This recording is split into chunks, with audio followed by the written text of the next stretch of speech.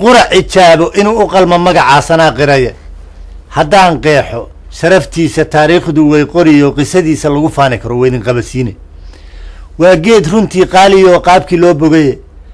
hooskiisa waa lagu qancaa lagu qaboobayo Soomaaliya qudheedu ku yaal qiimo badan oo shir qorshaha shacbiga wada jirkiis lagu quweynayay oo aanu qaban qaabinaa lagu qabto dheer oo qasadkuna heshiis buu ahaa caafimaad qaba culimada quraanka iyo sunnada qubradoodii odayaasha qaybaha dadka dhaqanka qaabeeya iyo qaar kale tiyo aniga baa ka qayb galay qardoofkii jiraa lagu xaliyay iyo khilaafkii qoontii turxaantii la siib qaanbax dabadeed la qumaati taladii wax badan naga qoloocnayd qaada dhigi lagu gorfay maamul iyo qaabe habkana qayb libaax bay wadaadadu ka qaateen oo nidaam baa la qiimeeyay oo loogu qumay aade nidaam baa la qiimeeyay oo loogu qumay aade qabuul iyo heshiis baa ka dhacay la isku qaabilay lagu qanac shareecada aliyo xugun qasaaseed qodobada saxiixay ergadu qalinka saareen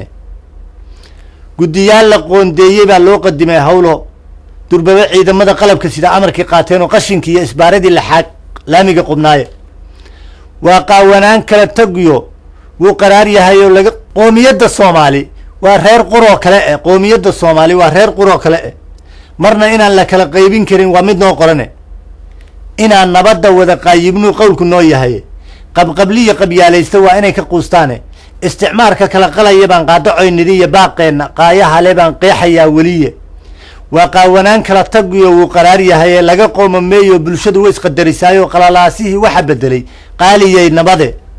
wixii uu qalalay maanku waa qarad dameeraade qiirada wadaniyiintu way wada qushuuceen oo waan qaalanahay shalay haddaan qaban dhacaysnayne waan quursanaynaa kuwii naga qabweynaaye